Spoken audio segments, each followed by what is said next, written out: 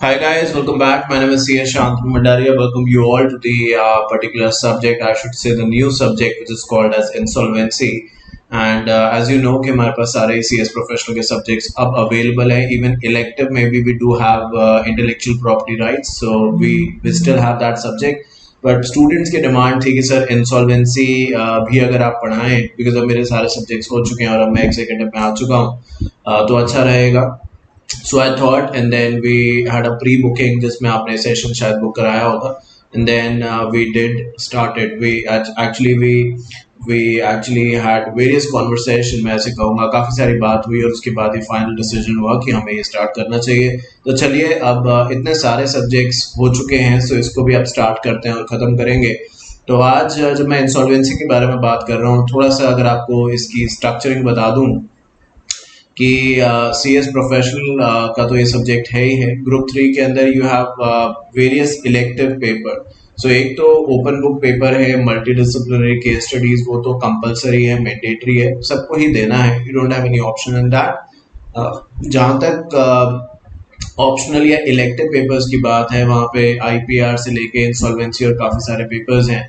सो insolvency एक ऐसा subject है जिसको अब मैं शुरू कर रहा हूँ और चैप्टर 1 से बात करनी स्टार्ट करेंगे. जैसे कि बाकी सब्जेक्ट्स पे आपने देखा कि वाइडेस्ट मॉड्यूल कवरेज वो यहाँ पे आपको मिलेगी और उसी के थॉट प्रोसेस पे बात आगे करेंगे. जिन बच्चों ने ग्रुप 2 में सीआर कॉर्पोरेट रिस्ट्रक्चरिंग चाहे खुद पढ़ा है, चाहे कहीं से क्लासेस ली हैं, चाहे मुझसे ही क्यों ना ली हो क्लासेस, आई थिंक उनके लिए और इजी हो जाएगा, बिकॉज काफ़ी सारा कंटेंट देखेंगे कि मिलता जुलता लगेगा और थोड़ी सी चीज़ें इसके अंदर चेंज होंगी, थोड़ा ओरिएंटेशन चेंज होगा, तो वो तो है ही है. बट जो सबसे बड़ी रीज़न है इस सब्जेक्ट को पढ़ने का या आपको एक क्लास परचेज करने का, वो ये कि जो आपका 40 मार्क्स का या 40 से 45 मार्क्स का जो भी एक कंपलसरी क्वेश्चन नंबर 1 जो ओपन बुक में कंपलसरी क्वेश्चन आता है, उसको हम कैसे अटेम्प्ट करें, वो बेसिकली इस क्लास के अंदर हम सीखेंगे. कंसेप्ट्स के बारे में तो बात होगी ही होगी, पर हमारी स्ट्रैटेजी क्या रहनी चाहिए, कैसे ओपन बुक में हम ज़्यादा से ज़्यादा मार्क्स स्कोर कर पाएँ, इसके बारे में भी हम यहाँ पे बात करेंगे. जैसे कि मैंने आईपीआर में भी ये समझाया था, तो यहाँ पे भी मैं यही सारी बातें करूँगा. बट क्योंकि ये फर्स्ट क्लास है और अभी हम स्टार्ट ही कर रहे हैं एक्चुअली इस सब्जेक्ट को, तो थोड़ा जनरली ये सब चीज़ें बता रहा हूँ. देन नाम मैंने आपको अपना बताया ही है, बट मैं ये भी बताना चाहूँगा, I am qualified company secretary, CS बोला ही था मैंने. So my membership number is 30321, qualified in the year 2012. 25 फरवरी 2012 को मैंने क्वालिफाई किया था एंड उसके बाद से मैं अलग अलग जगहों पे पढ़ा रहा हूँ और फाइनली अब काफ़ी समय के बाद ऑलमोस्ट 7 से 8 साल, 8 से 8 साढ़े 8 साल के बाद मैंने खुद अपना एक वेंचर शुरू किया है, जो आप जानते हैं. Apart from this I have done my obviously LLB. जब मैं LLB कह रहा हूँ, सो इट इज प्रिज्यूम्ड कि मैंने BCom किया ही होगा, बिकॉज ये LLB ऑनर्स नहीं है, जस्ट सिंपल LLB. सो BCom LLB ये सब किया है एंड LLM जो है वो मैं अब आप यूँ कह दीजिए कि ऑलमोस्ट कंप्लीटेशन पे है, फॉर्मेलिटीज जो हैं वो बची हैं. Now I'm planning to do LLD, which is doctorate in law. So let's see how we go with that. और on the professional front जो है मैं ऐसे आप कह सकते हैं सीनियर मैनेजर कंपनी सेक्रेटरी की तरीके से काम भी करता हूँ. अब work as well. So teaching is my passion and that is because of the reason मैंने CS प्रोफेशनल के सारे सब्जेक्ट्स अब पढ़ा दिए हैं. तो चलिए, अब ये छोटा सा इंट्रोडक्शन मेरा था और जरा सी बात हमने इसके बारे में भी करी. अब आ जाते हैं सब्जेक्ट में और आज हम चैप्टर 1 के बारे में बात करेंगे, which is insolvency concept and evolution. अब देखिए, इससे पहले मैं कुछ भी और बताऊं, बिकॉज मैं मेरा जो एक फंडा रहा है, आपने अगर मेरा कोई यूट्यूब पे वीडियो देखा हो या पहले अपने क्लासेस कोई देखी हो, तो मैं डायरेक्टली पढ़ाना नहीं स्टार्ट करता. पहले मैं उस चैप्टर का, जैसे चैप्टर 1 है, ऐसे चैप्टर 2 है, चैप्टर 3, जितने भी चैप्टर्स हैं सारे हम कवर करेंगे जो जो मॉड्यूल में है. जिस मॉड्यूल में अगर कॉर्पोरेट रिस्ट्रक्चरिंग में 26 चैप्टर हैं, तो मेरी बुक में आपको 25 नहीं मिलेंगे, 24 नहीं मिलेंगे, 26 है तो 26 ही मिलेंगे. मल्टी डिसिप्लिनरी केस स्टडीज में अगर केस स्टडीज जो है वो बुक में मॉड्यूल में 300 दी हैं, तो 299 नहीं मिलेंगी, पैसे वापस कर दूंगा. 300 की 300 मिलेंगी केस स्टडीज के बारे में अगर मैं बात करूं. तो ऐसे ही है, जो मैंने कह दिया वो मैं उसको फॉलो करता हूं. तो देखिए, इस सब्जेक्ट में मैं ऐसा कहूँगा कि जब हम इंसॉल्वेंसी के बारे में बात करते हैं तो मैंने जो आपके लिए नोट्स बनाए खैर आपको बहुत अच्छे भी लगेंगे I am sure. But insolvency एक ऐसी चीज़ है जब आदमी के पास पैसा नहीं है, यानी आप यूँ कह दीजिए कि जो उसके एसेट्स हैं वो कम पड़ गए हैं और जो लायबिलिटीज़ है वो बिजनेस की बढ़ गई है। कोई एक दिन में इंसॉल्वेंट नहीं हो जाता, ये एक काफ़ी लंबा प्रोसेस है और उसके बाद ही ये डिसाइड किया जाता है कि इंसॉल्वेंसी किस राह में या किस तरीके से आगे बढ़ेगी। पर ओवर द टाइम पीरियड ये देखा गया, अभी तो खैर आईबीसी के बारे में मैं आपको बात कह दूं, आईबीसी इंसॉल्वेंसी बैंक्रप्सी कोड 2016 से इम्प्लीमेंटेशन के बाद सीआर में आप बहुत बार इसके बारे में पढ़ते भी हैं। तो होता क्या था जब तक ये आईबीसी नहीं आया था कि इंडिया में बड़ा मुश्किल प्रोसेस था इंसॉल्वेंसी को कराने का। ऐसा नहीं था कि इंसॉल्वेंसी नहीं होती थी, बट 4 से 5 साल आराम से लग जाते थे। ये बात आप मेरी मत मानिए, जो भी मैं अभी आपको रिपोर्ट्स दिखाऊंगा, ये सब जो नोट्स हैं आप देखेंगे यहाँ पे बहुत जगह वेयर एवर पॉसिबल सोर्स भी लिखा हुआ है, world bank doing business report. तो जब एक कंट्री जो इतनी इमर्जिंग कंट्री है, अब जब इंडिया के बारे में कहीं बात करते हैं या किसी पब्लिक प्लेटफॉर्म पे बात हो रही होती है तो जरूर इंडिया को एक सुपर पावर का नाम दिया जाता है। जरूर आज थोड़ा सा हम उस एरिया में आगे बढ़ चुके हैं और थोड़ा और बढ़ना बाकी है, but I am sure India will be the super power one day. अब अगर कोई कंट्री सुपर पावर बनने की स्टेज में आगे बढ़ रही है, भले आज ना हो बट आगे बढ़ रही है, बिकॉज कहीं ना कहीं से शुरुआत तो हमें करनी है और हम कर चुके हैं। तो बहुत सारी चीजें हमें एक साथ लेके चलनी पड़ेगी। मतलब देखिए, किसी भी इकोनॉमी की सबसे बड़ी जो जान है उसके अंदर, जो एक तरीके से मैं कह दूं कि इकोनॉमी को सरवाइव करने में हेल्प करती है, उसका इंडस्ट्रियलाइजेशन है। अब अगर इंडस्ट्रीज जो हैं वो या इंडस्ट्रियलिस्ट जो हैं अगर वो पैसा लेंगे और गड़बड़ करेंगे, घोटाले करेंगे और फिर एक ट्रेंड चल रहा है कि इंडिया के बाहर चले जाएंगे और फिर वापस नहीं आएंगे। जरूर हम न्यूज में हर दिन सुनते हैं कि अब उनका रास्ता तय है आने का, बट वो हो सकता है आने वाले दिनों में आ भी जाएं। पर सवाल फिर यही है कि इतना लंबा प्रोसेस तो ऑलरेडी जो लग चुका है वो तो छोटा नहीं हो सकता ना, अभी और कितना आगे लगेगा हम नहीं जानते, बट जितना लग चुका है वो भी कम नहीं है।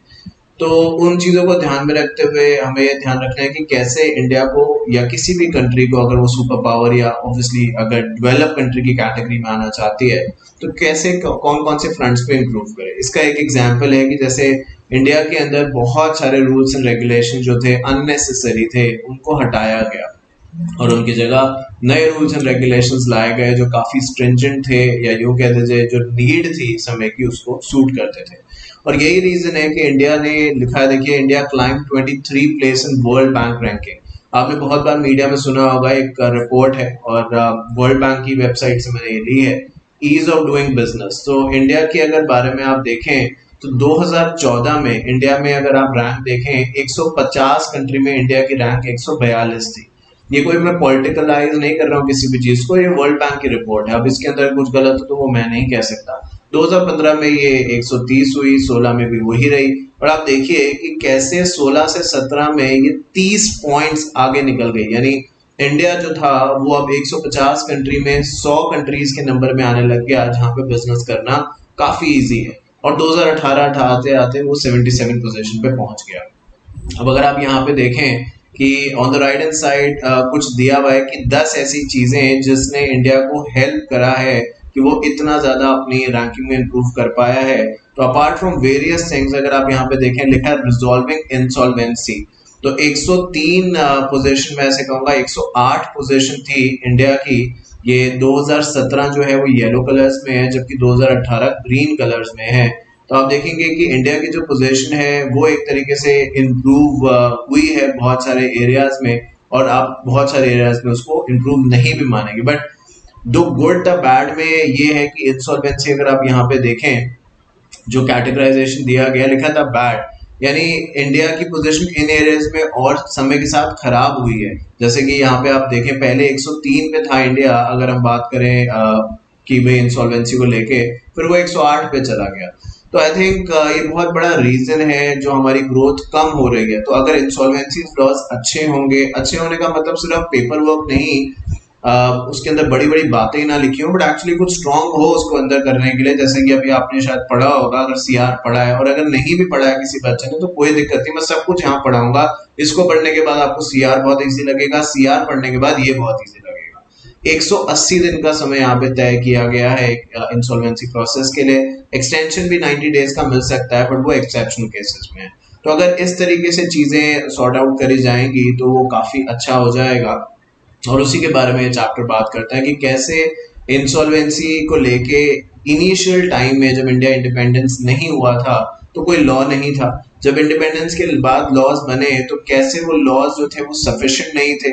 जब सफिशिएंसी की तरफ वो बढ़ने लगे तो ऐसे हुआ कि बहुत सारी अथॉरिटीज मिक्सअप हो गई कि भाई सीएलबी भी आ गया, उधर से बाइफर की बात भी आ गई, उधर से हाई कोर्ट भी आ गया और बहुत सारी चीजें। तो जो प्रोसेस था वो रादर देन सिंप्लीफाई रहता, आपस में कहीं ना कहीं, आप समझ रहे हैं, आपस में कहीं ना कहीं वो कॉम्प्लिकेट हो गया, उलझ गया, और जो रेजोल्यूशन हमें चाहिए था वो उससे हमें मिल नहीं पाया।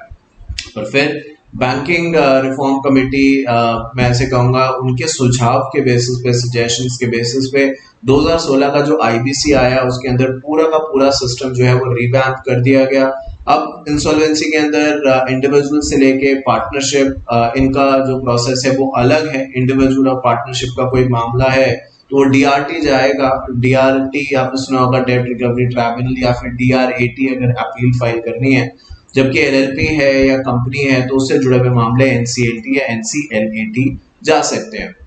तो ये सब बातें हैं जो इस चैप्टर में हम लोग समझेंगे। साथ साथ इंडिया का जो प्रोग्रेस हुई है इन एरियाज को लेके वो तो हम बात करेंगे ही करेंगे, बट ओवर एंड अबव जो बाकी कंट्रीज हैं वो कैसे इंसॉल्वेंसी को डिस्कस या डील कर रही हैं, और उनके वहां पे क्या प्रोविजंस हैं, क्या रूलिंग्स हैं, इसके बारे में भी हम बात करेंगे। सो ऑल इन ऑल काफी अच्छा लगने वाला है, काफी समझ में आने वाला है। एक मैं रिक्वेस्ट मैं आपको यहाँ पे करना चाहता हूँ, क्योंकि ये पार्ट 1 है, सो थोड़ी सी एक बात मैं कहना चाहता हूँ जो शायद मैं बार बार ना कह पाऊँ अगर मुझे नहीं याद रहे तो, कि देखिए यहाँ पे जो भी मैं चीजें बताऊंगा वैसे तो नोट्स इटसेल्फ सफिशिएंट है, क्योंकि मॉड्यूल कवरेज से ही नोट्स मैंने बनाए हैं, है ना, आप देख भी सकते हैं। पर बहुत बार मैं यहाँ पे ऐसे एग्जांपल्स दूंगा जो शायद यहाँ पे नहीं है। जैसे आप ये जो देख रहे हैं वर्ल्ड बैंक की रिपोर्ट, या अभी जब मैं शुरू करूंगा तो आप देखेंगे ये सब मॉड्यूल में नहीं है। ये नोट्स को और ज्यादा अच्छा बनाने के लिए, और ज्यादा इंफॉर्मेटिव बनाने के लिए मैंने ऐड की हैं चीजें। तो अगर इनके साथ में कोई एक्सप्लेनेशन प्रोवाइड करता हूँ, so it is your responsibility कि आप पेन या पेंसिल से उसको लिख लें। नोट्स अभी तक तो फिलहाल यही है कि सारे सब्जेक्ट्स की नोट्स मेरे सॉफ्ट कॉपी में ही मिलते हैं सब बच्चों को। तो आप लिखें उसको, जिससे कि जब आप रिवाइज करें तो आपको वो इजीनेस लगे। तो चलिए, let's get started with the chapter number 1, part number 1, and the name of the subject is insolvencies, and the first chapter is also called as insolvency concept and evolution. So समझते हैं insolvency and bankruptcy का concept सबसे पहले कि इन दोनों में actually फर्क अगर है तो क्या है। सो लिखा है कि insolvency is a state where an individual, corporation या other organization cannot meet its financial obligation to pay its debt as they become due. Bankruptcy is the determination of insolvency made by the court with resulting legal orders intending to resolve insolvency. मैं ऐसे आपसे कहूँ कि बहुत बार, अगर पता नहीं आपको ये बात याद है कि नहीं, एक वर्ड होता है इंस्पेक्शन और एक होता है इन्वेस्टिगेशन। बहुत बार शायद हम इसके बीच में नहीं फर्क समझते, और शायद अभी भी ना जानते हो या भूल गए हो, पर ये दो अलग अलग वर्ड हैं। जब बात करिए तो बताऊं कैसे अलग अलग है। Inspection is like the first stage और investigation is the detail proof. जब हमें शक है कि शायद ऐसा हुआ है तो इंस्पेक्शन चल रही है, जब शक यकीन में बदल रहा है तो इन्वेस्टिगेशन चल रही है, and same goes here as well. तो इंसॉल्वेंसी एक स्टेज वो है जहां पे ऑर्गेनाइजेशन ये कहता है कि मैं पैसे अब नहीं दे सकता क्योंकि मेरे पास देने को कुछ है ही नहीं, मेरे पास जो एसेट्स हैं वो ऑलरेडी खत्म हो चुके हैं या कम है या इनसफिशिएंट है, और लायबिलिटीज उससे कहीं ज्यादा है। और इस इंसॉल्वेंसी को अगर कोर्ट जो है वो फॉर्मली डिक्लेयर कर देता है, मतलब हो सकता है एक कोई बंदा है जिसका नाम ए है, उसकी इंटेंशन गलत है, वो लोगों से पैसा तो ले लिया बट पैसा वापस नहीं करना चाहता, तो कहता है मेरे पास है नहीं पैसे, जबकि उसने पैसे उसके पास हैं, और पर उसने अपने नाम पे ना करके वो इधर उधर उधर इधर सबको डिस्ट्रीब्यूट कर दिए, जिससे कि कल अगर पुलिस आए या कोई और अथॉरिटी आए तो वो कहने वाला बने कि भाई मेरे पास तो कुछ है ही नहीं, मैं कहाँ से क्या दे सकता हूँ, मुझे बंद करना है जेल में कर दो। होता ही है, ऐसा करते हैं लोग। तो इंसॉल्वेंसी बेसिकली ये स्टेज है जहाँ पे आप बिजनेस को इस तरीके से प्रोजेक्ट करते हैं कि उसके पास कुछ बचा नहीं है, पर जब कोर्ट में मामला जाता है और कोर्ट जो है वो इस बात को तय करता है कि यस जो आप कह रहे हो बिल्कुल सही है, कुछ खास पैसा है ही नहीं तो दे कहाँ से हम लोग, या जो कंपनी है वो कहाँ से रीपे कर पाए, इसके बारे में कोर्ट निर्णय डिसीजन डिटरमाइन करता है, तो उसी चीज को आप ये कहते हैं कि बैंक्रप्सी वो टर्म हो जाती है। So insolvency is the first stage जो आप खुद डिक्लेयर कर देते हैं, जबकि जब कोर्ट आपकी बात पे मोहर लगाता है तो वही इंसॉल्वेंसी बैंक्रप्सी का नाम ले लेती है, या वही इंसॉल्वेंसी बैंक्रप्सी के एरिया में बदल जाती है। सो बैंक्रप्सी और कुछ नहीं है, मैं ऐसे कह सकता हूँ कि इंसॉल्वेंसी पे अगर कोर्ट की मोहर लग जाती है तो वो बैंक्रप्ट हो जाता है बंदा। और बैंक्रप्सी को लेके फिर रूल्स अलग अलग भी हैं, बट आगे बात करेंगे। तो यहाँ पे लिखा है historical development of insolvencies laws in India, कैसे जो लॉज है इंसॉल्वेंसी के वो बदले। अब यहाँ पे देखिए एक चार्ट के तरीके से कोशिश है दिखाने की, by the new code is required to resolve business failure. ये कुछ कंट्रीज हैं जो आप देख सकते हैं, इंडिया का नाम उसमें सबसे पहले है, Finland, China, Japan, Germany, USA. अब यहाँ पे साफ साफ लिखा है कि लेंडर्स को क्या मिलता है, ये रिकवरी रेट है, मतलब रिकवरी रेट मतलब अगर किसी लेंडर ने 100 रुपए लगाए हैं तो इंसॉल्वेंसी के दौरान वो कितना पैसा अपना रिकवर कर पाता है।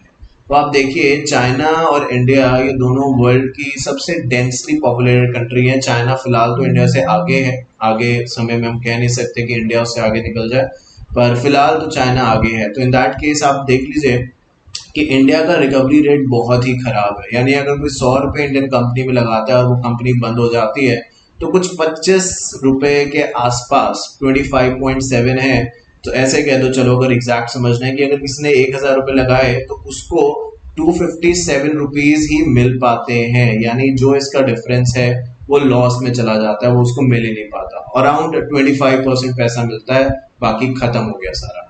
उसी तरीके से फिनलैंड में आप देखिए कोई 100 रुपए लगाता है तो उसको 90 रुपए मिल जाते हैं। चाइना में तो इंडिया से फिर ठीक है 36 है। जापान में 92 मिलते हैं, जर्मनी में 83 मिलते हैं, जबकि यूएसए में 81 रुपीज जो है वो मिल जाते हैं। तो अब अगर ऐसी सिचुएशन है और ये जो डेटा है ये सारा का सारा ऑथेंटिकेटेड है, अब इस तरीके का अगर डेटा हमारी कंपनी प्रोजेक्ट, क्योंकि जब ये मैंने ढूंढ लिया तो जो कोई बड़े बड़े इन्वेस्टर्स होते हैं जिनके पास बहुत सारे लोग रिसर्च के लिए होते हैं, क्या वो नहीं ढूंढ सकते? खुद सोचो। तो अगर उन्होंने ये देखा तो आपको क्या लगता है वो इंडिया में इन्वेस्ट करेंगे, वो लैंड करेंगे, उधार देंगे इंडिया में? आपको ऐसा लगता है? मुझे बहुत मुश्किल लगता है, बिकॉज कोई जान के अगर उन्हें इन्वेस्टमेंट करना ही है तो ऐसा भाई देखो, एक पेट्रियोटिक होना अलग बात है, प्रैक्टिकल लाइफ अलग बात है, बट वो जापान में कर देंगे या शायद किसी और कंट्री में कर देंगे, बिकॉज बाकी कंट्रीज तो ऐसे 3 से 4 गुना आगे हैं इंडिया, और जब चाइना को छोड़ दीजिए तो कहीं और इन्वेस्ट कर सकते हैं। बट हम ऐसा करने क्यों दें? क्यों ना हम इंडिया में रिकवरी रेट जो है लेंडिंग का वो बढ़ाएं। भाई लेंडर क्या कर रहा है?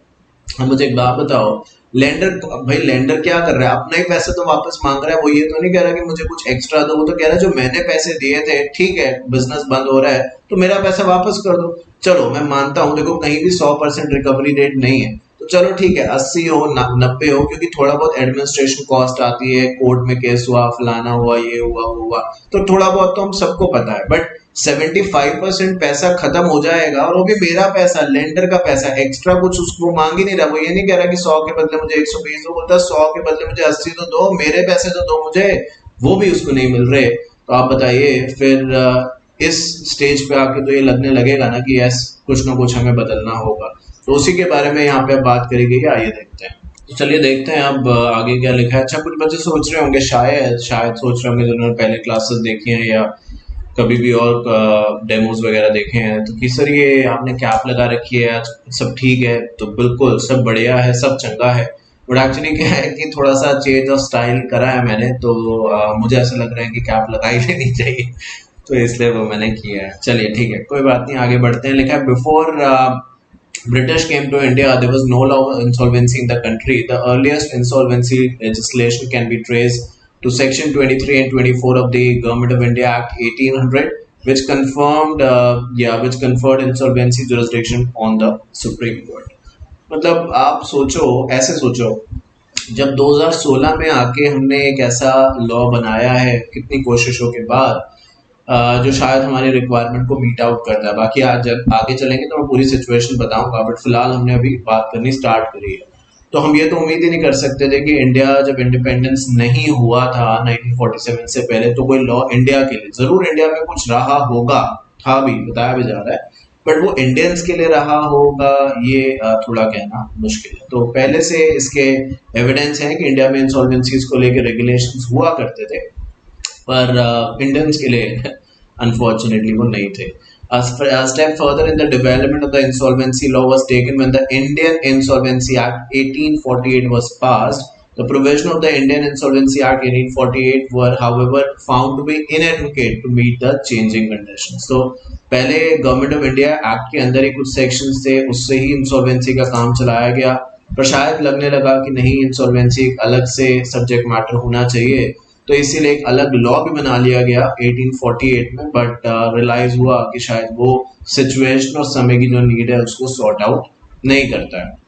तो फिर क्या था, फिर नए लॉज बनाए, प्रेसिडेंसी टाउन्स के लिए अलग बनाया और जो प्रोविजनल इंसॉल्वेंसी एक्ट है वो अलग बनाया गया। तो बड़े शहरों के लिए अभी उनके नाम देखेंगे, जैसे कि मुंबई है, कोलकाता है, चेन्नई है, इन सब के लिए अलग लॉ बनाया। ये सारे के सारे जो 3 शहर मैंने बोले, ये प्रेसिडेंसी टाउन इंसॉल्वेंसी एक्ट से गवर्न होते थे, जबकि जो बाकी इंडिया का पोर्शन था, बाकी जितने भी शहर थे या डिस्ट्रिक्ट थे, जो भी और थे, वो सारे के सारे प्रोविंशियल इंसॉल्वेंसी एक्ट से गवर्न होते थे। तो ये बढ़ गया इंडिया को, आप जानते हैं डिवाइड एंड रूल वाली बात आपने सुनी होगी। तो वैसे ही हुआ यहाँ पे, बड़े शहरों के लिए अलग 2 मेजर लॉज बनाए गए to deal with the personal insolvency. Presidency towns insolvency applies in the towns namely Kolkata, Mumbai and Chennai, जबकि जो ये है प्रोविजनल इंसॉल्वेंसी एक्ट है, ये मैं ऐसे कह दूं तो गलत नहीं होगा कि मुंबई और कोलकाता एंड चेन्नई के अलावा ये हर जगह चलता था, जो सेकंड वाला जिसको मैंने ब्रैकेट में करा है प्रोविंशियल इंसॉल्वेंसी, जबकि मुंबई, कोलकाता एंड चेन्नई के लिए अलग से एक एक्ट बनाया जिसका नाम प्रेसिडेंसी टाउन्स इंसॉल्वेंसी एक्ट था। फिर बात करते हैं reforms and insolvency laws for corporate. तो लिखा है why the new code is required to resolve the business failure. तो आप देख लीजिए, ये जो स्टार्ट्स हैं इसके बेसिस पे कितना समय इंडिया में बैंकरप्सी होने में लगता है पूरे प्रोसेस के दौरान। आप आइडिया लगा लीजिए, ये ईयर्स लिखा हुआ है, तो हम नीचे से स्टार्ट करते हैं। जापान में 6 महीने, फिनलैंड में 9 मंथ्स, यूनाइटेड स्टेट्स में 1.5 साल है, ज़्यादा है। ब्राज़ील में 4 साल है, जबकि इंडिया में 4 साल 3 महीने हैं। अब मंथ्स में आप कन्वर्ट करेंगे तो ये बहुत ज़्यादा लगेगा और ऑब्वियसली होगा, मतलब इंडिया में 12 मंथ्स अगर एक ईयर में, तो 4 साल मतलब 48 महीने और 3 महीने एक्स्ट्रा अप्रॉक्स बताया जाए तो 50 महीने लगते हैं इंसॉल्वेंसी को फाइनल प्रोसेस तक लेके जाने में। तो फिर बचता होगा क्या कुछ इंसॉल्वेंट जब कोई बंदा होता है 50 महीने तक, अगर उसके एसेट्स इधर उधर होते रहेंगे तो मुझे लगता है ट्रांजेक्शन लॉस में वो एसेट्स खत्म हो जाएंगे, मिलना मिलाना तो किसी को क्या है। आप सुनते हैं लॉ में एक बात कहते हैं कि justice delayed is justice denied, यहाँ पे भी वही है भाई। अगर एसेट्स आपने, जिस बंदे ने पैसे नहीं दे रहा, कह रहा मैं इंसॉल्वेंट हो गया, और चलो जैसे भी हो गया अब इंसॉल्वेंट हो गया, अगर आप देरी करेंगे ना तो जितना बचा है वो भी वो खत्म कर देगा, चाहे फिर वो कोई भी वो भी खत्म कर देगा। तो इसीलिए ही कहा गया कि 180 दिनों में आप खत्म करना है, या थोड़ा सा और एक्सटेंशन मिलेगा तो ठीक है, बट ज्यादा समय हमें नहीं लेना है।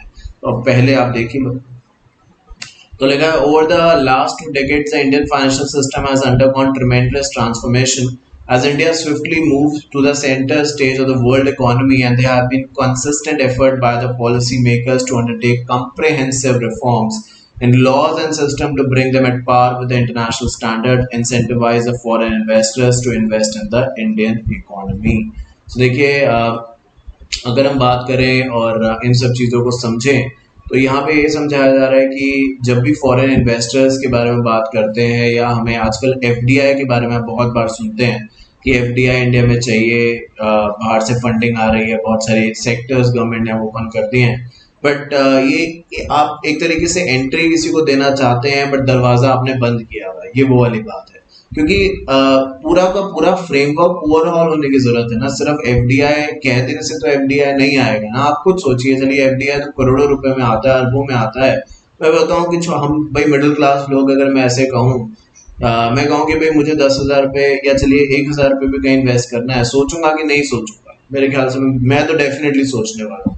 क्योंकि भाई जहां पे दिख रहा है कि यार यहाँ पे रिकवरी रेट ही अगर मैं 1000 रुपये लगाऊंगा और कुछ भी हो गया तो मुझे 20-25 रुपए मिलने वाले हैं, तो फिर शायद मैं उसके बारे में सोचूंगा, और ऐसे ही वो लोग भी सोचेंगे। तो इसीलिए बहुत जरूरी था, जैसे हमने ऊपर बात करी कि भाई लोगों को पैसे कम मिलते थे, अब कॉस्ट देखिए, जो लीगल कॉस्ट आ जाती थी एक तरीके से पूरे प्रोसेस को कंप्लीट करने में, अगर आप देखें तो यहाँ पे परसेंटेज दिया हुआ है, ये हाई कॉस्ट प्रोसेस, जिसमें ब्राजील सबसे आगे है और उसके बाद इंडिया है, फिर जर्मनी, फिनलैंड, जापान, कोरिया। तो आई थिंक इंडिया में भी सेकंड नंबर तक की कॉस्ट आ रही है अगर बिजनेस फेलियर की बात करी जाए, यानी बिजनेस को इंसॉल्वेंट डिक्लेयर करना, कोर्ट की फीस पे करना, वकीलों के खर्चे, इस अथॉरिटी के पास जाना, उस अथॉरिटी के पास जाना, ब्यूरोक्रेट सिस्टम, रेड टेपिज्म, फीता शाही जिसको बोलते हैं आप, वो सब करने में इतना सारा पैसा चला जाता है। अब ये सब तो चैलेंजेस थे जो हमारे सामने आए। अब गवर्नमेंट ने अलग अलग कमिटीज बनानी शुरू करी, ठीक है भाई, ये बात साफ हो गई कि जो दिक्कत है वो है, पर अब सवाल ये है कि इससे बाहर कैसे निकला जाए। तो सबसे पहली कमेटी जो इस एरिया के ऊपर बनाई गई, जिसको कहा गया कि वो कुछ सजेस्ट करे, उनका नाम था इराडी कमेटी। और इराडी कमेटी जो 1999 में बनी, उसको द बिगनिंग नाम दिया गया क्योंकि ये पहली कमेटी इस टाइप की थी जो इस एरिया पे, इंसॉल्वेंसी के एरिया पे काम कर रही थी। So in the year 1999, the government of India set up the high-level committee headed by Justice V.B. Radhi. The committee recognized, after considering international practice, that the law of the insolvency should not only provide for quick disposal of the assets, but in Indian scenario, it should first look at the possibility of rehabilitation and revival of companies. The committee brought out the dismissal of time taken to wind up the company. It may run on average 25 साल तक। तो उनका यही कहना था कि देखिए, India में जो रिफॉर्मेशन चाहिए वो यही नहीं चाहिए कि कंपनी को जल्दी से बंद करा जाए। ठीक है, अगर 4 साल लगते हैं प्रोसेस में, कहीं यहाँ पे बताया जा रहा है 25 साल भी लग जाते हैं, चलता ही रहता है, चलता है, कम ही केस होंगे, बट जनरली अगर बात करी जा रही है तो ये उनका कहना था कि ठीक है, ये समय हमें कम करना है, ये इसमें कोई दो राय नहीं है, ये बहुत ज्यादा है, ये इतना नहीं होना चाहिए। पर इसके अलावा जो एक और चीज है जो इंडिया जैसी डेंस पॉपुलेटेड कंट्री को चाहिए, कि कंपनी को पूरे मौके दिए जाए कि वो अपना कारोबार बंद ना करे। बिकॉज आप देखिए कि अगर एक मैं किसी भी कंपनी का नाम लूंगा तो शायद वो सही नहीं होगा, बट एक जनरल अगर बात करूँ, एक कंपनी है जहाँ 50-100 लोग काम करते हैं, 50-100 में वो किसी में 20 भी हो सकते हैं तो किसी में 200 भी हो सकते हैं, मैं एक एवरेज ले रहा हूँ। अगर वो कंपनी बंद हो जाए तो फिर वो कहाँ जाएंगे, क्योंकि हर कंपनी की अपनी एक स्किल सेट रिक्वायरमेंट है, और इतनी जल्दी इस कंपटीशन में सेटल हो पाना वो मुश्किल है। आपके लिए भले ना हो, जो स्किल है जिसके पास उसके लिए ना हो, बट जो अनस्किल्ड है उसके लिए तो दिक्कत है। तो उनका ये कहना था कि यहाँ पे 2 ऑब्जेक्टिव हमारे हैं, यही नहीं है कि समय कम किया जाए, ठीक है वो तो हमें करना ही होगा, बट अदर देन दैट उस चीज को ये भी, जब उस चीज को हम करें तो ये भी दिमाग में रखें कि कैसे पूरी कोशिश करी जाए, कंपनी को मौके दिए जाए कि कंपनी बंद ना करनी पड़े। और आप देखिए, जब आप आईबीसी पढ़ते हैं, मतलब मैंने क्योंकि पढ़ चुका हूँ काफी, तो मैं उसके बारे में अगर थोड़ा सा आपको बताऊं कि पूरी कोशिश करी जाती है, कमेटी ऑफ क्रिएटर्स वगैरह जो रेजोल्यूशन प्रोफेशनल होता है वो कमेटी ऑफ क्रिएटर्स को प्रपोजल वगैरह देता है, और पूरी कोशिश करी जाती है कि कंपनी को रिवाइवल कराया ही जाए। पर अगर जो कमेटी ऑफ क्रिएटर्स है वो उसके लिए अग्री नहीं करते हैं, नहीं मानते हैं, तो फिर कोई रास्ता नहीं बचता। वो, अब मुझे एक बात बताओ, कमेटी ऑफ क्रिएटर्स में बैंक्स वगैरह जनरली होंगे, आगे पढ़ेंगे कि ऑपरेशनल क्रेडिटर हैं, डेटर हैं, ये सब लोग हैं, पर जनरली जिसने पैसा लेना है वो एक क्रेडिटर की कैटेगरी में होगा। अगर अच्छा प्रपोजल होगा, उसको लगेगा कि ठीक है यार अभी मुझे पैसा नहीं मिलेगा बट 2 साल के बाद मेरा पूरा पैसा रिकवर हो जाएगा, तो शायद वो 2 साल वेट कर ले।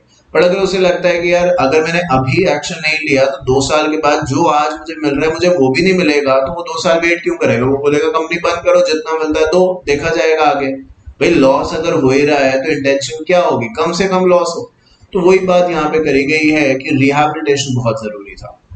उसके बाद कमेटी का कहना था, the committee also recommended that the jurisdiction, power and authority relating to winding up of the company should be vested in the National Company Law Tribunal instead of the High Court at present. The committee strongly recommended, at present मतलब जब ये लिखी गई बात उस समय, आज तो NCLT सब कर रहा है। The committee strongly recommended appointing insolvency professional, और आप जानते हैं insolvency professional CS, CA, CMA, advocates ये सारे हो सकते हैं। So ICAI ICSI, ICWAI या CMA and the bar council. Bar council means the advocate. तो उनका ये भी कहना था, एक तो दो बातें हो गई कि समय कम लगे और कंपनी बंद ना करी जाए, और दूसरा ये कि हाई कोर्ट को फ्री करा जाए. देखिए ये डेटा हर समय बदलता रहता है और शायद पता नहीं किसी के पास एक्यूरेट डेटा हो भी या ना हो, मैं नहीं कह सकता. पर मैं ये तो कह सकता हूँ कि जो कोर्ट्स की पोजीशन है आज, जहाँ सालों साल लग जाते हैं, ये सब चीजें कोर्ट का और बर्डन बढ़ा रही है, कम नहीं कर पा रही. क्योंकि हर बंदा आजकल ये कहता है कि I will see you in court. हर बंदे के अंदर आज ईगो प्रॉब्लम है. हर बंदा कोर्ट जाना चाहता है और जीतना चाहता है. तो ऐसे में जब केसेस बढ़ रहे हैं और ये नए एरिया भी अगर हाई कोर्ट को दे देंगे तो वो क्या क्या संभालेगा. तो इसीलिए कहते हैं कि एक नया ट्राइब्यूनल का कॉन्स्टिट्यूशन करा जाए जो सिर्फ कंपनी के मसले या मुकदमे देखे एनसीएलटी के नाम से, और उसके अंदर जो इंसॉल्वेंसी को डील करेंगे, कोई भी नहीं होगा जो इंसॉल्वेंसी मतलब कंपनी कहे कि नहीं हम खुद ही कर लेंगे, ऐसा ना करके कोशिश करी जाए कि कुछ जो स्किल्ड लोग हैं, जैसे कि आप देखिए आपके कोर्स में पूरा सीआर का मॉड्यूल जो सेकंड है वो पूरा इंसॉल्वेंसी के ऊपर ही बात करता है, काफी सारा पोर्शन उसका. तो ऐसे प्रोफेशनल्स को आगे लाया जाए जो ये समझते हो कि इंसॉल्वेंसी क्या है और कैसे इससे निपटा जा सकता है. फिर चाहे सीए हो, चाहे सीएस हो, चाहे सीएमए हो, चाहे एडवोकेट्स हो. तो ये एक कमेटी, रैडी कमेटी का कहना था, जो कि उन्होंने काफी समय पहले 1999 में जब ये बात थी तभी उन्होंने ये कह दी थी, जिसका काफी सारा पोर्शन जो है जब आईबीसी बनाया गया तो उसके अंदर लेके आया गया. आगे बात करते हैं, एक और कमेटी आई जिसका नाम था एनएल मित्र एडवाइजरी कमेटी, एडवाइजरी ग्रुप 2001. तो देखिए इस चार्ट से आपको क्लियर हो रहा होगा, थोड़ा सा अगर मैं आपको दिखाऊं कि बताऊं इसके बारे में, कि जो लोग यहाँ पे लिखे हैं इनके साथ अगर आप देखेंगे लिखा है थोड़ा सा शायद नीचे लिखा दिख रहा होगा मल्टीपल अथॉरिटीज. सबसे बड़ी दिक्कत ये थी, जैसे मैंने कुछ देर पहले बताया, कि केस अभी तो एनसीएलटी जाना है अगर कंपनी है या एलएलपी है, या चलिए इंडिविजुअल है या पार्टनरशिप जो है वो डीआरटी चलेगा, बस यही तो है. पर पहले क्या था, मैंने बताया सीएलबी अपना कर रहा है, बाइफर अपना कर रहा है, हाई कोर्ट भी शायद कहीं बीच बीच में आ रहा है. तो वो मैटर आपस में कॉम्प्लिकेटेड हो जाता था कि किसी ने कुछ स्टे लगा दिया, किसी ने फिर नहीं लगाया, तो किसी का जजमेंट अपील में चली गई वगैरह वगैरह. तो उससे जो प्रोसेस आई थिंक ईजियर हो सकता था वो और कॉम्प्लिकेट हो जाता था. शायद उस समय की नीड ये होगी, मे बी इसलिए किया गया. बट आज जब बात हम कर रहे हैं 2001 की, और जब 2020 के आगे निकल चुके हैं, तो 20 साल में चीजें बहुत बदल चुकी हैं. पहले एक समय ऐसा था, पता नहीं आपको याद होगा कि नहीं, कि फोन पे अगर इनकमिंग भी आती थी ना, आउटगोइंग के तो चलिए बहुत समय तक पैसे लगते रहे, आज उतने नहीं लगते, अब प्लान आ गए. बट इनकमिंग में, रोमिंग की बात नहीं कर रहा, इनकमिंग के भी पैसे लगते थे. वैलिडिटी आता था, लाइफ टाइम वैलिडिटी बढ़वा लो आप 1000 रुपए में 20 साल की, नहीं तो आपके 15-15 दिनों में मोबाइल के रिचार्ज एक्सपायर होता था कि आपको कराना ही होगा 250 का 300 का, तभी मोबाइल चलेगा. तो समय बदल चुका है. तो उस बेसिस पे आपने कहा कि ये बड़ी दिक्कत है कि बहुत सारी अथॉरिटीज हैं और फिर वो समय बहुत ज्यादा लेती हैं, फिर मिसयूज होता है बहुत सारी अथॉरिटीज का. कोई नेता है, पॉलिटिशियन है, तो आप जानते हैं कि भाई इसको कर दो, उसको मत करो, ये करो, वो मत करो, तो बड़ी दिक्कत आती थी. तो इसलिए समय लगता था. और सबसे बड़ी बात, लॉ अपने आप में बड़ा इजी था, मतलब उसके अंदर कोई डेडलाइन थी नहीं. तो कोई केस चल गया तो 10 साल चल रहा है, कोई 4 साल में खत्म हो गया, तो कोई 15 साल चल रहा है. सवाल होना चाहिए कि ऐसा क्यों है. एक्सेप्शनल ग्राउंड्स किसी एक दो के साथ हो सकता है, सबके थोड़े एक्सेप्शन होंगे, और सबके एक्सेप्शन है तो इसका मतलब या तो लॉ सही काम नहीं कर रहा, या फिर जो अपना जुडिशियल सिस्टम है वहां पे कोई ना कोई दिक्कत है. भले जज साहब की तरफ से ना हो, बट कुछ और दिक्कत हो सकती है. तो ये उनका कहना था. अभी हम पढ़ेंगे कि अथॉरिटीज को कम किया जाए, प्रोसेस को ज्यादा स्ट्रीमलाइन किया जाए. तो इसी के बारे में थोड़ी सी और डिटेल कवरेज है यहाँ पे, आइए देख लेते हैं. बात सिर्फ यही करी गई है कि स्ट्रीमलाइन करिए प्रोसेस को. 10 authorities in the sense multiple authorities बनाने से कुछ भी हासिल नहीं होगा. The advisory group examining the details of conflicting decision on the tribalization of the justice. Both the system, that is the common law and the civil law, are now coming closer. The advisory group discussed in detail the possibility of avoiding the dualism in the system so that the whole process can be put into the straight line to avoid delay. So देखिए, जो मैं हमेशा से कहता आया हूँ उसी चीज को हमें यहाँ पे समझना होगा कि रादर देन हम, बिकॉज आप देखिए ना, अगर एक कोई प्रोसेस है, ठीक है, अगर उसके अंदर आप बहुत जरूरत से ज्यादा, ऐसा देखिए, जरूरत अगर 4 लोग की है तो आप 3 लोग रखेंगे तो भी काम नहीं चलेगा.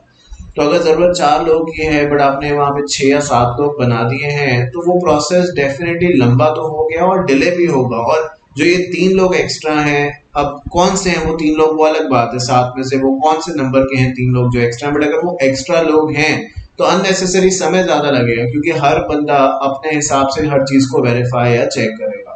तो इसलिए बहुत जरूरी है सिस्टम को बहुत सिंपल रखा जाए जिससे कि जल्दी जो रिजल्ट्स हैं, अब हमारे पास समय नहीं है इस 21st सेंचुरी में आके जहाँ पे क्रिकेट मैच में 2020 होते हैं और हमें वही शायद ज्यादा अच्छे लगते हैं। टेस्ट मैच क्यों नहीं होते जितने 2020 होते हैं?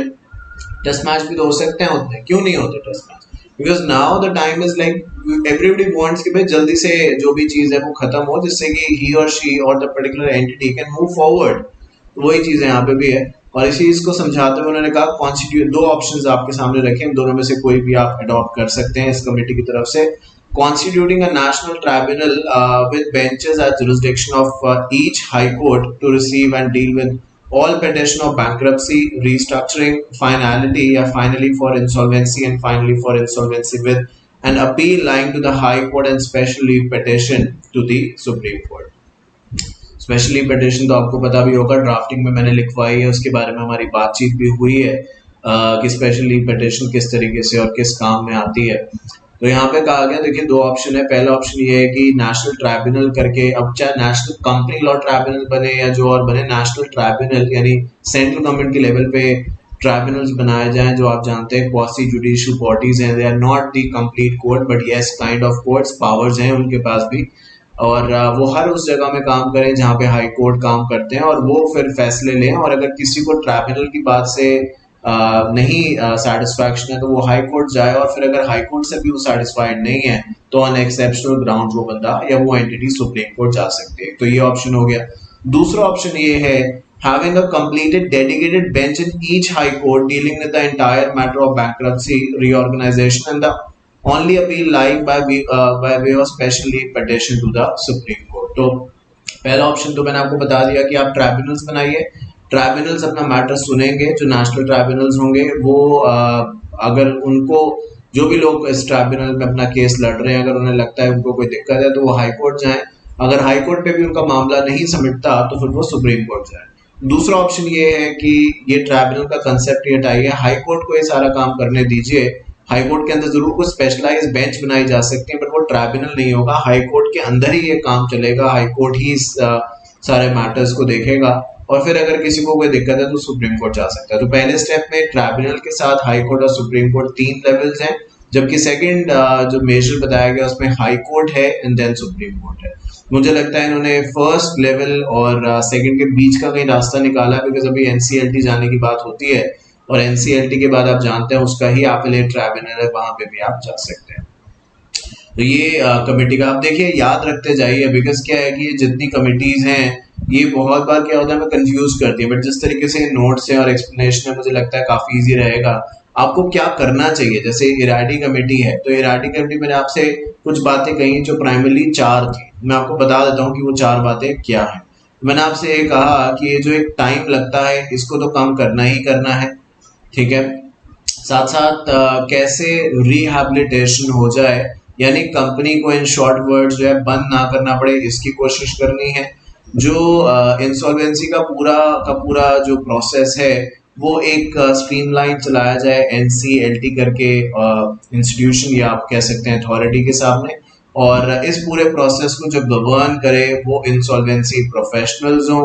वो जनरली इस तरीके से हो सकते हैं CA, CS, CMA and to add advocates. तो अगर ये बातें आपने समझ ली तो ये जो भी आप इराडी कमेटी में जो पैराग्राफ देख रहे हैं ये आपने सब समझ लिया।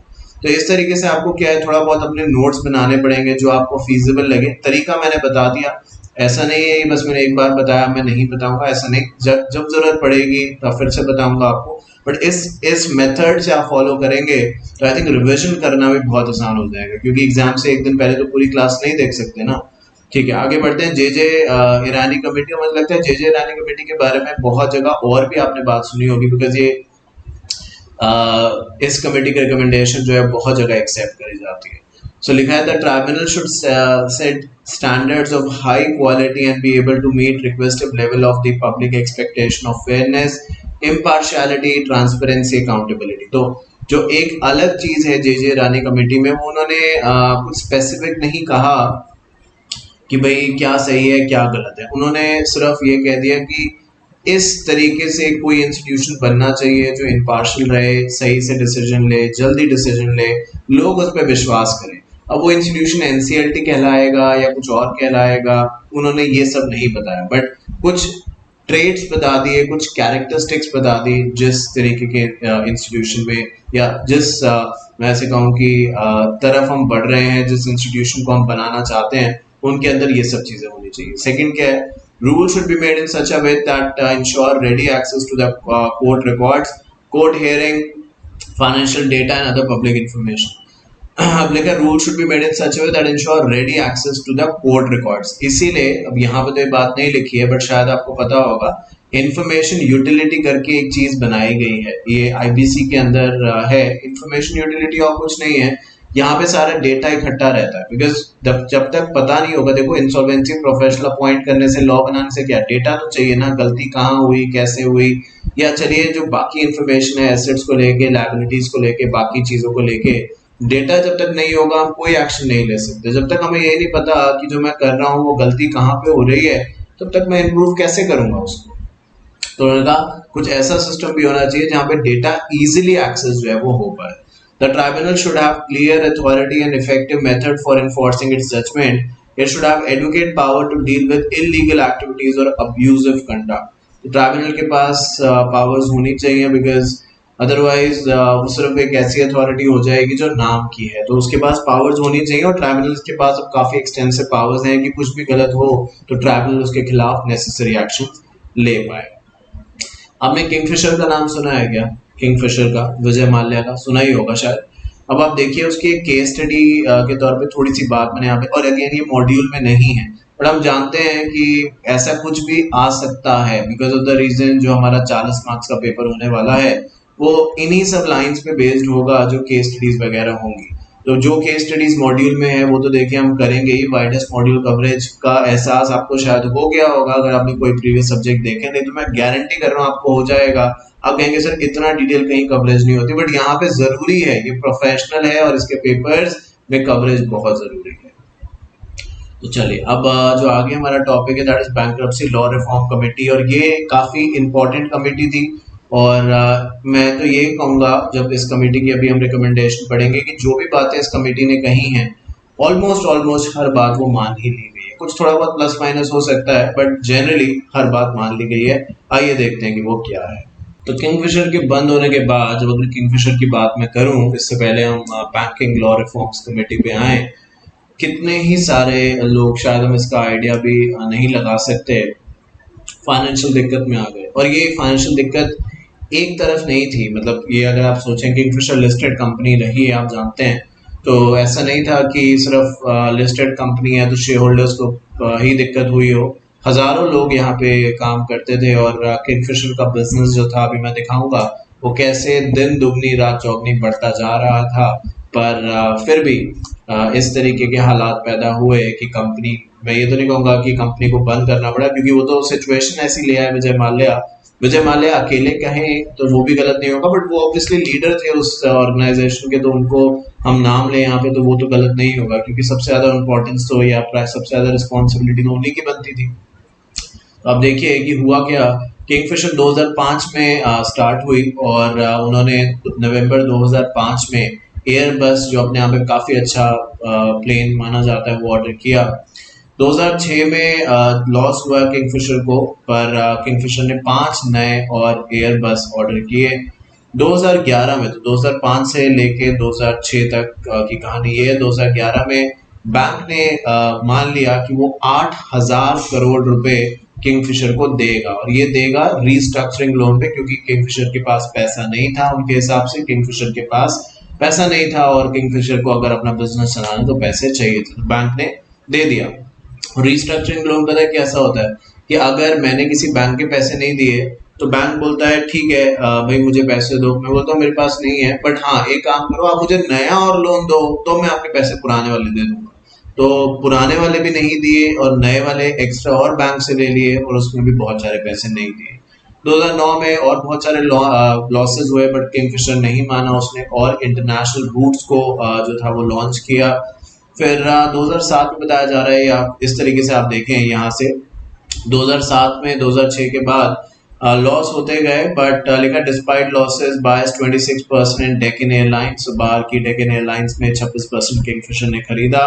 उसके बाद फिर उसने और इंटरनेशनल रूट्स को लॉन्च किया और फिर उसके बाद बैंक से और फंडिंग भी ली। इसके बाद 2011 में ये केस सीबीसी सेंट्रल एक्साइज वगैरह के डिपार्टमेंट में चला गया, उन्होंने किंगफिशर एयरलाइंस के खिलाफ एक्शन लिया। 2012 में किंगफिशर ने अपनी सारी फ्लाइट्स धीरे धीरे कैंसिल करनी शुरू कर दी और बताया जा रहा है उनके जो बैंक अकाउंट थे वो फ्रीज होने लग गए। गवर्नमेंट ने ऑर्डर दे दिया कि बैंक से कोई पैसा नहीं निकलेगा और एम्प्लॉयज की सैलरी मिलनी भी डिले होने लग गई। अब उसका रिजल्ट अगर आप देखें, जो किंगफिशर का नेट प्रॉफिट लॉस मार्जिन दिखाया गया है, अब इस चार्ट से आइडिया लगा सकते हैं कि कहां तक पहुंचा। और पैसेंजर्स देखिए कि कैसे बढ़ रहे थे, बहुत क्लियरली नाम भी दिख रहा हो, बट यहाँ 18.5 के बाद डायरेक्टली वो 2.63 हो गए, इन मिलियंस लिखा है यहाँ पे। तो बिजनेस कैसे इफेक्ट हुआ, जहां पे उसने स्टार्ट किया था वहीं पे ऑलमोस्ट बिजनेस आके खड़ा हो गया, जबकि खर्चे बहुत बढ़ चुके थे। तो आई थिंक ये केस स्टडी इसलिए आपके सामने रखी गई क्योंकि ये उस समय हुआ, जनरली आईबीसी 2016 में आया, बट ये उससे पहले सब कुछ हो चुका था और कुछ नहीं हो पाया इस केस के अंदर। जो लोग थे जो काम करते थे किंगफिशर में, आप पूछिए अगर किसी को आप जानते हो, जरूर टीवी पे मीडिया में थोड़े दिन कुछ दिखाया गया होगा, बट उसके बाद फिर मीडिया ने उस बात को कहाँ पीछे कर दिया और वो लोग कहाँ चले गए किसी को भी नहीं पता। तो बैंकिंग लॉ रिफॉर्म्स कमेटी जो है 2014 में जो बनाई गई है, वो इसी एरियाज के ऊपर फोकस करती है कि ऐसी चीजें जो हो गया है वो हो गया, बट अब तो आगे ना हो कम से कम। The Honorable Finance Minister in his budget 2014-15 announced that the entrepreneur friendly legal bankruptcy would be developed for SME to enable easy exit। तो अगर बिजनेस नहीं चल पाता, बंद ही करना है, तो कैसे उसको अच्छे तरीके से किया जाए, तो ये बात कही गई। और किंगफिशर का हुआ क्या, किंगफिशर ग्राउंडेड हो गई, खत्म हो गई किंगफिशर। हाइलाइट्स अगर आप देखें, बस ये हम आखिरी टॉपिक पढ़ रहे हैं कमेटी वाला, इसके बाद will just wrap it up, class को हम खत्म करेंगे। काफ़ी ज़्यादा पॉइंट्स नहीं है यहाँ पे, और वो जो पॉइंट्स हैं भी वो ऐसे पॉइंट्स हैं जो हमने पहले अभी कुछ देर पहले शायद बात भी करी, नहीं तो अब हम कर लेंगे। The objective of the committee was to resolve insolvency with lesser time, जैसे कि मैंने कहा 180 दिन या एक्सटेंशन तो 90 दिन का होगा। लेसर लॉस इन रिकवरी, क्योंकि मैंने आपको चार्ट दिखाया था जहाँ पे मैंने कहा था 25% पैसा ऑलमोस्ट ही रिकवर हो पाता है 100 में से, बाकी सारा का सारा खत्म हो जाता है। Higher level of debt financing across instrument. So कैसे कोशिश करी जाए कि भाई बिजनेस को वापस लाया जा सके, इस पे भी विचार इस बैंकिंग कमेटी के तौर पे किया गया है। The committee has recommended a consolidation of the existing legal framework by repealing मतलब कैंसिल कर दिए 2 लॉज और 6 में बदलाव किए गए। प्रेसिडेंसी जो मैंने आपको बताया था कि सिर्फ कुछ बड़े शहरों में था, जबकि जो बाकी 2 प्रेसिडेंसी बताया था ना ऊपर, तो एक तो ऐसा था जो मुंबई में था, कोलकाता और चेन्नई में, जबकि बाकी ऑल ओवर इंडिया में था, तो उनको हमेशा के लिए खत्म कर दिया जाए, ये कमेटी का कहना था। और साथ साथ बदलाव किए जाएं, चेंजेस किए जाएं सिक्का के अंदर, एलएलपी के अंदर, कंपनीज एक्ट के अंदर, और सरफासी जिसको आप सीआर में पढ़ते हैं उसके अंदर, recovery of debt due to bank and financial institution, ये भी सीआर में पढ़ा जाता है। इन सब के अंदर बदलाव किए जाएं, ये भी कमेटी का कहना था। अब जब मैं आपसे ये कह रहा हूँ कि इसके भाई ये सीआर में है, तो जो सीआर में है देखो वो मैं यहाँ पे अलग से नहीं बता सकता बिकॉज वो कोर्स का पार्ट नहीं है, नहीं तो फिर ये कभी खत्म नहीं हो पाएगा। तो जितना यहाँ पे है या जितना रिक्वायर्ड है जानना एग्जामिनेशन पर्सपेक्टिव से, वो भले लिखा हो या ना लिखा हो, सब मैं बताऊंगा, पर कुछ चीजें ऐसी होंगी जो सब्जेक्ट स्पेसिफिक है। अब सीआर के 2 मॉड्यूल्स उन्होंने निकाले बुक, अगर आप रेंज देखें आईसीएसआई मॉड्यूल की अगर मैं बात करूं तो 700 से 800 पेज का वो है, ये बुक कुल मिला के 350 पेज के आसपास की है। अब मैं आज ये बात कह रहा हूँ, हो सकता है अमेंडमेंट्स आए तो कम हो जाए, ज्यादा हो जाए, जो भी कुछ है, तो फर्क तो है ना। तो कंटेंट जितना रिक्वायर्ड है उतना सब बताऊंगा, आप उसके लिए बिल्कुल टेंशन ना लें। The report outlines the procedure for insolvency resolution of companies and individual. The process may be initiated by either debtor or the creditor. तो कोई भी ये प्रोसेस जो है वो स्टार्ट कर सकता है। पहले ऐसा होता था कि भाई कंपनीज ही कर सकती हैं, बट अब इंडिविजुअल्स भी कर सकते हैं, कंपनीज भी कर सकती हैं। ये ठीक है कि इंडिविजुअल्स के लिए और पार्टनरशिप के लिए डीआरटी है अगर ऐसी कोई नौबत आती है प्रोसेस स्टार्ट करने में इंसॉल्वेंसी का, जबकि कंपनी एंड पार्टनरशिप के लिए एलएलपी के लिए जो है वो एनसीएलटी है।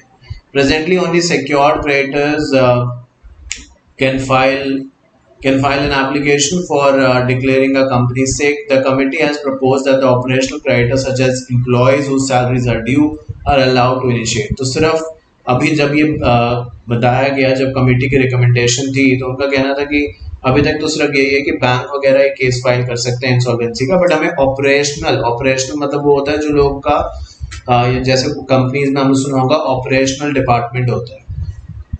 ऑपरेशनल डिपार्टमेंट और कुछ नहीं है, ऑपरेशनल लाइक जिनके बगैर काम नहीं चल सकता, day to day management administration. Employ के बगैर भले 10 ही एम्प्लॉय कंपनी में क्यों ना काम करते हो, कंपनी एम्प्लॉय के बगैर चल सकती है क्या? The answer is no.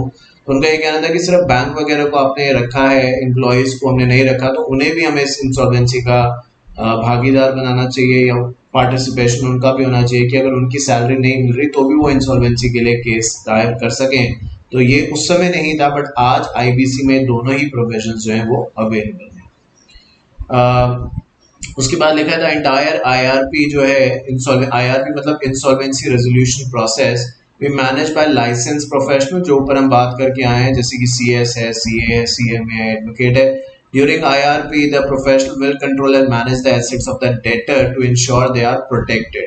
क्योंकि अगर मैंने आपसे कहा भी कि डेटर को अगर आप छोड़ देंगे कि भाई ठीक है केस चल रहा है, तब तक डेटर को कहा जा रहा है अपने एसेट्स आप खुद संभाल के रखो, कुछ नहीं बचेगा। अभी जो रिकवरी हो रही है ना वो भी नहीं हो पाएगी, वो सब बेच देगा, फिर करते रहिए जो आपको करना है। तो इसीलिए हम पढ़ेंगे ये जब आगे जाएंगे, बट आईबीसी में ऐसा ही होता है कि जो इंसॉल्वेंसी प्रोफेशनल है उसी की कस्टडी में सारे के सारे एसेट्स कर दिए जाते हैं, और उतने ही एसेट्स कंपनी यूज करती है जो उसको डे टू डे मैनेजमेंट में चाहिए, उससे ज्यादा उसको यूज करने के लिए कुछ मिलता नहीं है।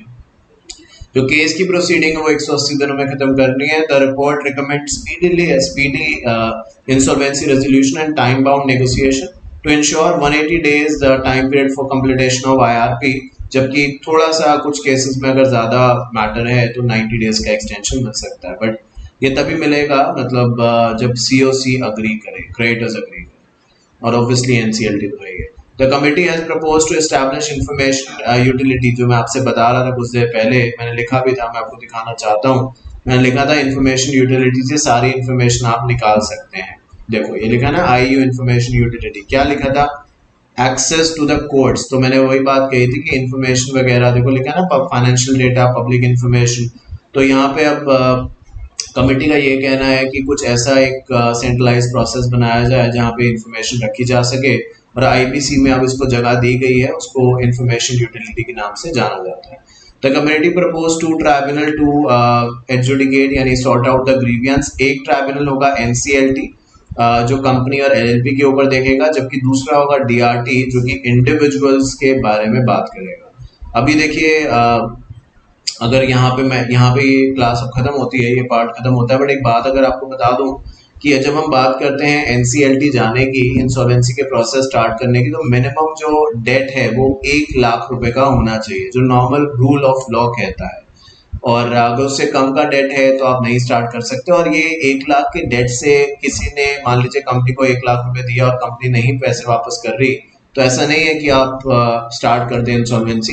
पहले आपको स्टेटमेंट भेजनी पड़ती है जो हिसाब किताब की है, फिर अगर वो डिस्प्यूट रेज करते हैं तो एक अलग प्रोसेस होता है। अगर वो डिस्प्यूट नहीं रेज करते हैं तो मैटर आगे चला जाता है, फिर इंसॉल्वेंसी प्रोफेशनल अपॉइंट करना होता है, नहीं करेंगे तो एनसीएलटी करेगा, बहुत सारी चीजें हैं। और फिर इसमें भी ये है कि आपने जो अपॉइंट किया, अगर इंसॉल्वेंसी प्रोफेशनल एनसीएलटी को नहीं समझ में आता तो फिर इंसॉल्वेंसी प्रोफेशनल के लिए एनसीएलटी जो है वो ऑर्गेनाइजेशन को लिखेगा IBPI, insolvency and bankruptcy board of India, फिर वो बताएगा। तो ये बहुत सारी चीजें, बट आगे जब चलेंगे तब बात करेंगे। तो आज उम्मीद करता हूँ कि जो चैप्टर 1 पार्ट 1 है आपको समझ में आया होगा। भले ये एक इंट्रोडक्टरी था, बट काफी सारी डिटेल हमने यहाँ पे बात करी, विद एग्जाम्पल समझने की कोशिश करी।